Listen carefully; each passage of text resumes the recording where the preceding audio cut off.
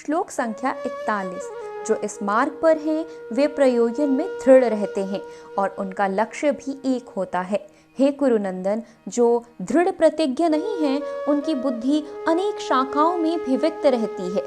तात्पर्य, यह दृढ़ श्रद्धा की कृष्ण भावनामृत द्वारा मनुष्य जीवन की सर्वोच्च सिद्धि प्राप्त कर सकेगा। चैतन्य चरितामृत में कहा गया है, श्रद्धा का अर्थ है किसी अलौकिक वस्तु में अटूट विश्वास। जब कोई कृष्ण भावनामृत के कार्यों में लगा होता है तो उसे परिवार, मानवता या राष्ट्रीयता से बंधकर कार्य करने की आवश्यकता नहीं होती।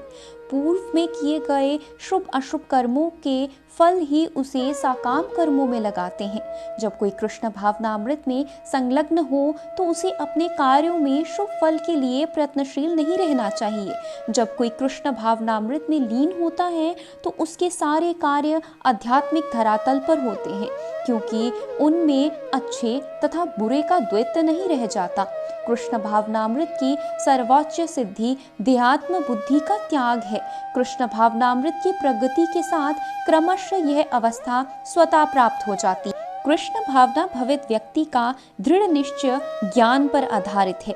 कृष्ण भावना भवित व्यक्ति अत्यंत दुर्लभ जीव है, जो भली भांति जानता है कि वसुदेव या कृष्ण समस्त प्रकट कारणों के मूल कारण है।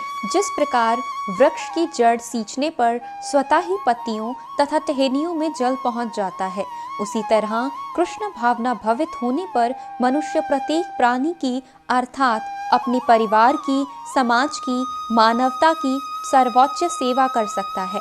यदि मनुष्य के कर्मों से कृष्ण प्रसन्न हो जाएं, तो प्रत्येक व्यक्ति संतुष्ट होगा। किंतु कृष्ण भावनामृत में सेवा गुरु के समर्थ निर्देशन में ही ठीक से हो पाती है, क्योंकि गुरु कृष्ण का प्रामाणिक प्रतिनिधि होता है, जो शिष्य के स्वभाव से परिचित होता है और उसे कृष्ण भावनामृत की दिशा में कार्य करने के लिए मार्ग दिखा सकता है। अंततः कृष्ण भावनामृत में दक्ष होने के लिए मनुष्य को दृढ़ता से कर्म करना होगा और कृष्ण के प्रतिनिधि की आज्ञा का पालन करना होगा। उसे गुरु के उपदेशों को जीवन का लक्ष्य मान लेना होगा। श्रील विश्वनाथ चक्रवर्ती ठाकुर ने गुरु की प्रसिद्ध प्रार्थना से उपदेश दिया है। गुरु की तुष्टि से भगवान भी प्रसन्न होते हैं। गुरु को प्रसन्न किए बिना कृष्ण भावनामृत के स्तर तक पहुंच पाने की कोई संभावना नहीं रहती। अंततः मुझे उनका चिंतन करना चाहिए और दिन में 3 बार उनकी कृपा की याचना करनी चाहिए और अपने गुरु को सादर नमस्कार करना चाहिए। किंतु यह संपूर्ण पद्धति देहात्म बुद्धि से परे सिद्धांतिक रूप में नहीं, वरन व्यवहारिक रूप में पूर्ण आत्मज्ञान पर निर्भर करती है।